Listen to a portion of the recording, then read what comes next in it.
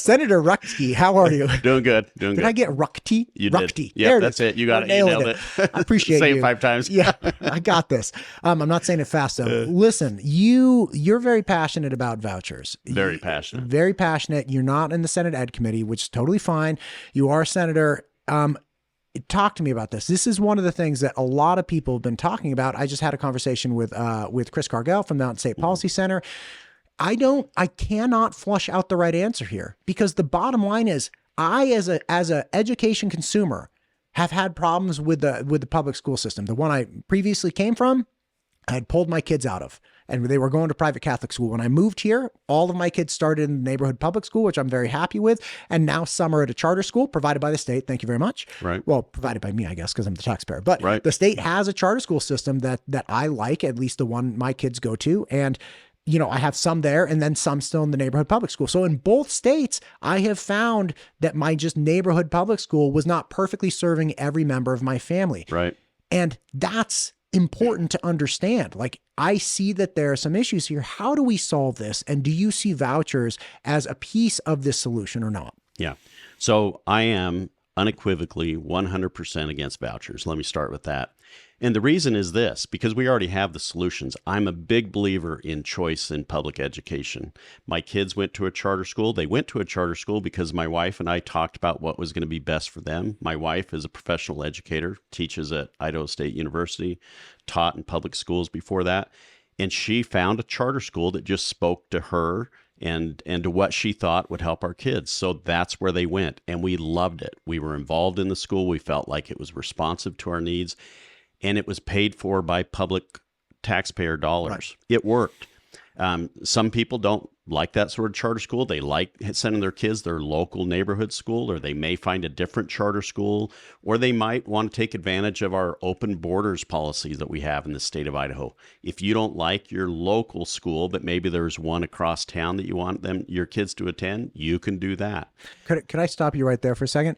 This is a really important point. I have a friend who lives in Eagle, and she had a problem with the middle school her daughter was going to. Yeah. And she actually went and met with Mark Gee, the superintendent of Middleton School District, because she really likes the Middleton High School.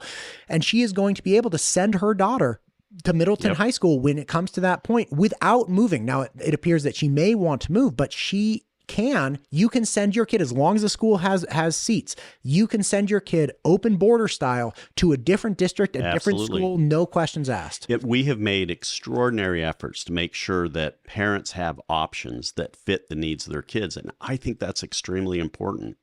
I believe in it. But if you want to take your kids and you want to send them to a private school or a religious school, you got to do it on your own dime.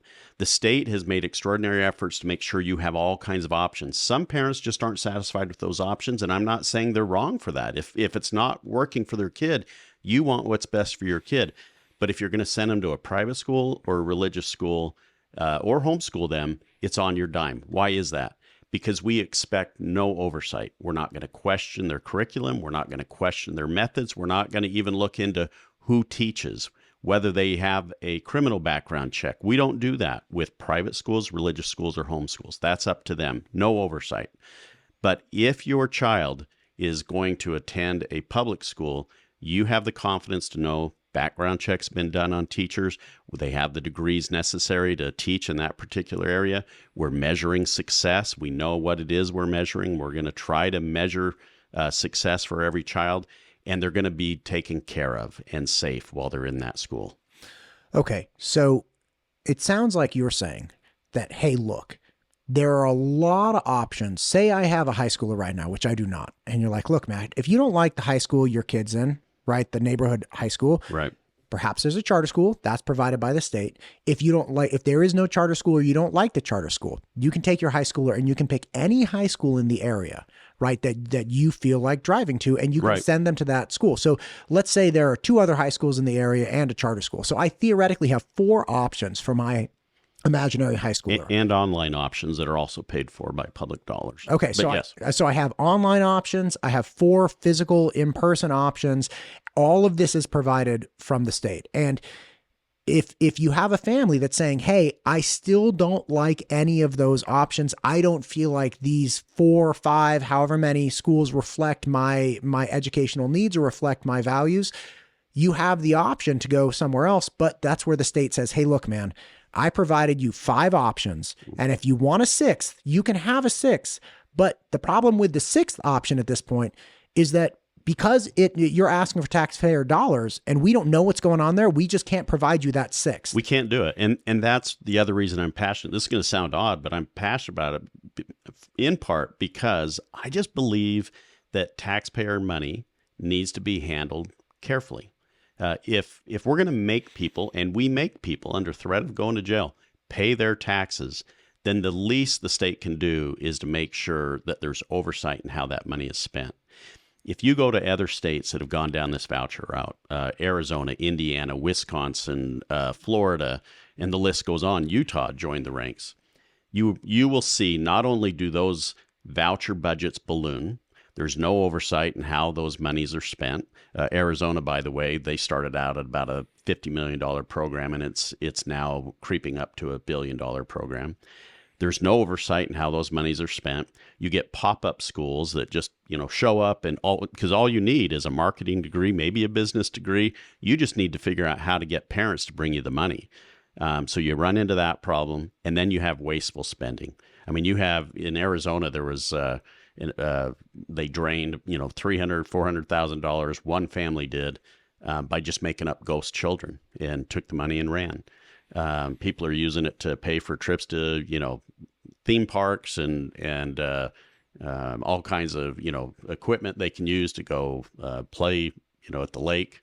Okay, but to be fair, the person who made up kids, that's illegal, right? It is that illegal. Person. Okay, so we're going to have criminals, right? I don't think we should I don't necessarily know a course of action or policy would be bad just because we have criminals, right? That's like saying people are going to murder each other, so we shouldn't have people in close proximity. I'd agree with you, Matt, but there is a difference. And the difference is when you set up a program with no oversight or very little oversight, you are inviting people to test the boundaries of your system, and then you're going to have more frequent abuses of it. That's the only point. Okay. Why don't we have oversight? We have oversight in every government contract situation. Like Elon Musk contracts with rocket technology, the United States government. He does not get to do whatever he wants with that money. Right. They're like, listen, you can't blow it up over civilians. You can't kill civilians. You can't even talk to China because you're an advanced defense, all of these things that he does. And they're like, these are the list of requirements that we require from you if you want this money. And if you do, God bless it, go fire rockets and catch them, whatever you want to do. Right. I don't understand. Can you help me understand what the problem is with just establishing educational contractors? I think that's a totally fine thing to do. It's look, you got to get fingerprinted, right? My kid, the charter school my kids go to, I have to get fingerprinted if I want to go volunteer. Okay, no problem. I'll get fingerprinted or I'll do whatever, right? Whatever that requirement is. For the private schools, it's yeah, look, I'm all in for the competition. Why can't we just say hey, you got to get your volunteers fingerprinted? Because if you're taking money from the state, you can't have somebody with a questionable background hanging out with these kids. That's what we owe it to, Idaho school kids. Yeah. Well, the moneyed interests who are pushing for vouchers don't want oversight. Sometimes in order to get the program started in a particular state, these programs usually are sold and it's done this way on purpose. They'll sell them as a small outlay for the state, let's say 30 million, 50 million. It's usually targeted towards a specific demographic, maybe poor kids. And they put on some metrics to measure or some sideboards to kind of control how it's used. And then in years 3 and 4, those sideboards come off, the program expands. Here's the point. Private schools, religious schools, homeschoolers, they do not want oversight. They won't accept it, and they just want access to the money. And that's what's going on. And that's why you hear so much fighting about whether they'll, even let you do background checks on teachers. They don't want it. They want to do it their way because they know as soon as the state starts requiring certain administrative requirements, the state will increase those because they're going to expect a a benefit for the taxpayer money that's going to them. Well, to be fair, I have not met any homeschooler, and I've spoken to many people in the homeschool, Idaho homeschooling board that they're like, look, we don't want any government money. Right. So I don't think the homeschoolers want the money with no oversight. I think they just don't want the money categorically. I agree. And I've been really impressed with the homeschool network specifically, but they've done a series of essays where they've talked about these issues, and they've said, hey, look, we believe in public education. We believe that every child should have a right to a public education. We believe that we should pay taxpayer money to fund public education. We just don't want to participate in it. I totally respect that. How do we solve? Is there anything to be done then with the existing problem where you're like, okay, let's say the public school works for like 85% of the kids, and you have 15% of the remaining kids, 15% of Idaho kids, just as Idaho is, my kids and your kids, and they deserve an education. And we have it in the Constitution that they are supposed to be provided an education. Right. And parents come forward and say, hey, for this 15% of kids, the education you're providing does not work. Like, you're not hitting the mark, and you have a constitutional obligation to hit the mark. And this other school is going to hit the mark. Like, how do we address that? Because it's like, okay, I can squint and see that, where it's like, yeah, okay, like there's going to be a certain portion that will not be best served by the public institution. Like, I get that. And is it really on there? Like, are they a carve out from our constitutional obligation? Well, I don't think they're a carve out, but here's the way I think of it. And, our state's not that old. We've been around since 1890. We had people settling in the 1860s, maybe the 1850s. I'm a fifth generation Idahoan, so I kind of sense what it was like. I had a great-great-grandfather who served in the Idaho House. He served on the school board in Pocatello. And I haven't even been here 5 years, bro. Well, but here's why generation. Here's why I bring that up. Is not to say, I've been here longer, therefore I'm better. No. It's for this reason. When people first came to this state, all they really had was whatever they could get here by wagon or train or however they arrived, and they had hope for a future. They show up in these communities. They're small, sparsely populated, didn't have a lot going for them. And what people knew was if they were going to make a future of this place they had moved to, they had to figure out a few things. One, how to make money, how to raise crops, perhaps. And most importantly, how do I get my kids an education so that they have a better life? That is just what we do as parents. How to get my kids education so they have a better life. Well, people moving here didn't have a lot. You can imagine they weren't able to bring much. And so they had to pool their resources with others, very literally figure out, how are we going to pay for my kids' education with other people's money? And that's the tax system at its core. And so when you spend that money for somebody's education, people should expect that taxpayer money is spent wisely, efficiently. Now, there are going to be people, and there always will be, who are just not satisfied with what you're offering. Okay. But if we're going to expect people to pay for your kids' education, you got to be satisfied with these solutions we've come up with, which should take care of most kids. If it doesn't take care of yours, that's great. Go spend your own money doing that, and we won't ask a question. We just want to make sure your kid gets an education.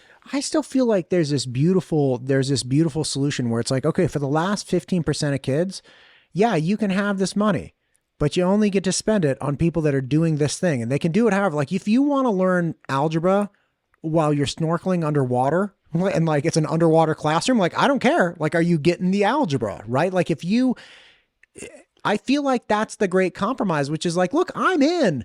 You get the educational contractors that teach you.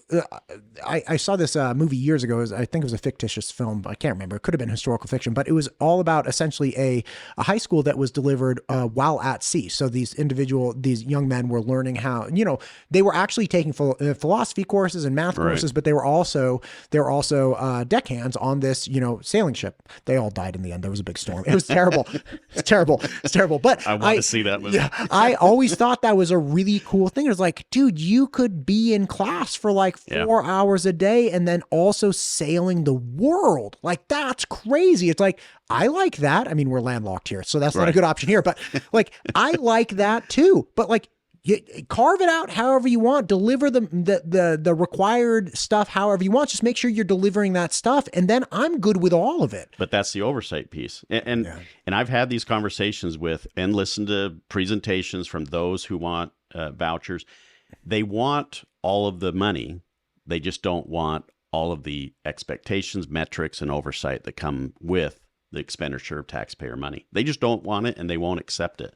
So they want everything they want. They don't want everything the taxpayers want. And I just can't accept that. If it seems that you have done quite a bit of research on vouchers, when you're talking about what the taxpayer wants, it's my understanding, people have told me that vouchers collectively are things that voters generally don't like. When it's left up to like a ballot initiative, voters vote them down in general. Is that accurate? Yeah, my experience has been this, and some of my experiences in rural areas, like I did a debate with another legislator in Bingham County with this group called the Bingham Group, and they just get together and they learn about different public policy issues. So we had a debate about vouchers. People get it when they're in rural communities. Here's what they get, especially in rural communities. They get that if you set up a competing public education system like vouchers, eventually those budgets grow. And at some point, you have an economic downturn. That's just part of the economy. We will have another economic downturn. When you do, your tax revenues shrink. And now you have a public education system, the traditional one, the voucher system, non-traditional, and they need money, but there's not enough taxpayer money. So they just eat one another. Here's the problem. The problem is your traditional public school system, say your school district in Blackfoot, Idaho, now has less money. They're trying to figure out how to make ends meet to just do the same things they've been doing. What do? They turn to the local taxpayer and they say, we don't have the money from the state because tax revenues have decreased. We're going to have to increase our local property taxes. So very literally, in rural communities who don't have private schools and religious schools, for the most part, they're going to pay more in taxes in order to send some rich Meridian rich Meridian family's kid to school, to a private school or religious school. I don't think we necessarily have to say a rich Meridian kid. There are plenty of poor people in Meridian. There are, but so let's be fair. They may be footing the bill for somebody in the Treasure Valley to go to a private school. That doesn't mean that's a rich kid. Well, no, it doesn't necessarily. But when the family can afford to send their kid to that private school on their own, and they're just asking the taxpayer to foot the bill for them, I think that adds a little extra that's problematic. Sure. But I mean, I think the assumption, and I don't know if it plays out in practice, but the assumption is that there's a portion of the population that couldn't otherwise send their kids to a private school. And let's say for financial reasons, let's just make the assumption. And so, it's like theoretically there will be a portion of the population that's like, oh, if this passes, like, thank God I've been waiting for this. Like, I want to go, like, Innovate Academy is a cool private school. Like, my kids don't go there, but I've heard good things about it. And theoretically they're like, oh, perfect. I haven't been able to afford the like 10 that it costs to go to Innovate. Here's either a 5 chunk or like a 9750. I don't know what the new bills are that have come to the floor recently, but that's the idea that it'll come out and you're like, there we go. Like we have enough money. Well, and this is the reason I'm making the point about families that already have the money to send their kids to private schools, religious schools. This is across the board. When they do studies on states that have implemented these programs and the programs get mature, and they find that 70 to 80% of the families that are taking advantage of these programs are families that already are sending their schools to private schools and religious schools. So it's families that could already afford it, but then the state creates this voucher program. They go, oh, great, we're going to let the state subsidize a decision we were already making. So that's the point. When 70 to 80% of the families taking advantage of voucher programs are already sending their kids to private schools and religious schools, it means you are adding a bunch of families to your public school system budgets that weren't previously there. And where does that 70 to 80% number come from? There's a number of studies they've done on states that have used voucher programs. And as they have checked other states, it's like, I think in Arizona, it was 80%.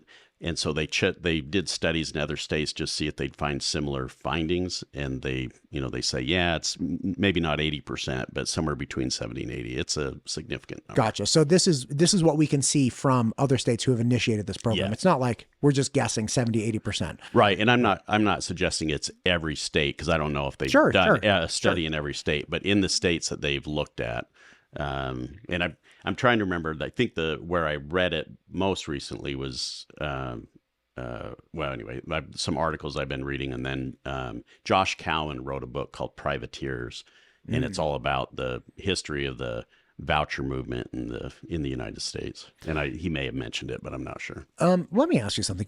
This is not an Idaho phenomenon. It's not No. like out of nowhere, like, oh, vouchers, like it sprouted out of Idaho. Right. What do you think nationally is driving this push? Because it couldn't be happening without people saying like, yeah, look, I don't feel great about the public school system. Now we could also say that there are like large billionaire private interests that are like, hey, give me, religious schools that already exist that were saying, hey, like, let's just get the money funneled to us. But like, if we just look at the actual citizen position, like this wouldn't work if we didn't have people already frustrated with the public education system. Yeah, I mean, some of it, I think when we went through the COVID era, there was some dissatisfaction with how the schools responded to it. And so I think that fed into a lot of the dissatisfaction. And then you had those who've been advocating for vouchers for decades, unsuccessfully, frankly, because the studies show that you don't get improved educational outcomes, and you run into these, the waste and grift, and you run into ballooning budgets. So they were not being successfully accepted. But then you have COVID, and I just think it gave new life to the idea that, parents were unsatisfied with what they were getting out of the traditional public school system, and they wanted something new. And here comes vouchers. Gotcha. Yeah, the stories, the educational stories over COVID were really rough. I mean, I remember watching my kids, and again, thankfully they were already going to a private school, so they got back into in-person, at least in a limited capacity, pretty quickly. But the nightmares that I was hearing from other people in the public sphere, like my friends and community members, it was just absolutely brutal. So, like whatever the sentiment was before, things were worse after. Yeah. And I don't, here's the thing. I've never been one of those people that tries to pretend like this public school system's perfect and it doesn't need improvements. But frankly, that's been the story of public education forever. Yeah, it needs improvement, and the only way it gets improved, much like democracy, much like your city government, your county government, it's only as good as those who are participating in it. And so if parents want a better public education system, they just got to get engaged, or they got to find what works for their kid. But I think the trend since COVID in particular has been just to run down the public school system. Find all the things that are bad about it and ignore the things that are good.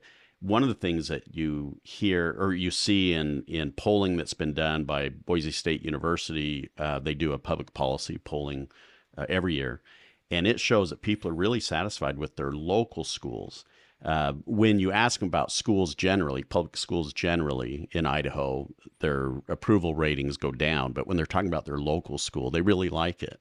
They think it's doing a good job for their community, which I think is an interesting statistic. Do you think that it has to do something with sunlight? Like essentially, you can see your school. Mm-hmm. Okay. So you're like, hey, what do you think about your personal school? It's like, oh yeah, I love my personal, I see my personal school. But school in the abstract, you can only see that through upregulated social media mechanisms. Yeah. And so then you see, crazy, like crazy things on TikTok, or like people screaming at a school board or something of that nature, where it's like, okay, I'm telling you what I think about both of these things, but one is based in what's physically happening, and one is this upregulated mechanism, like sentiment towards law enforcement agents around the BLM movement. My brother-in-law is in the Berkeley Police Department, and they hadn't had an officer-involved shooting in like 6 years, but BLM rolled around. I mean, and they were heralded as this like really successfully community-oriented and successfully integrated law enforcement agency. And the bottom line is you had this like great unraveling of public sentiment around Berkeley Police Department, even though they hadn't done anything wrong, right? But it's like people all of a sudden saw something different on their phones. Yeah, and I totally agree, Matt. And I think I think that is what happens when you think about public schools generally, and you see something in a movie, or maybe you think about what's going on in the Coeur d'Alene school system or the Nampa school system. You really don't have a concept for what that's like. And so when you see students in a movie going through a metal detector or picking you on see some poor anything, kid, you just kind of go, oh, I guess that's possible. But you don't, you're pretty sure it's not happening in your school because you have a school board. You know who the school board members are. At least you're generally aware of that. You know who your principal is. You know who the teachers are. In a smaller community, you know where they grew up. You went to school with some of them. And so there's all those connections to your local public school system. That makes sense. Senator Ruchti, we have talked about a bunch of things. I know we're both limited on time today. I have not heard this data-driven analysis of vouchers and the history of vouchers before. I greatly appreciate that. Yeah. And bringing up, obviously, that, within Idaho, we have a lot of different options right now. Online options, different cross-district options, charter school options, a lot of different things.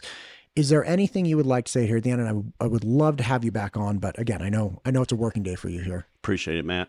Yeah, just, I think really what people need to be aware of is we're talking about taxpayer money. And if we're going to invest money in our public education system, invest more, taxpayers deserve to know that money is being spent wisely and with oversight and with expectations about what the outcomes will be. The voucher proposals do not allow for that. And even if they provide some sideboards in the beginning, those sideboards, if we follow the path that all other states that have done this follow, those sideboards be removed, those budgets are going to balloon, and there will be no oversight on how that taxpayer money is spent. That is unacceptable to me. I appreciate you, sir. Thank you for coming in. Thanks, you for Matt. What you're doing for Idaho. Appreciate it.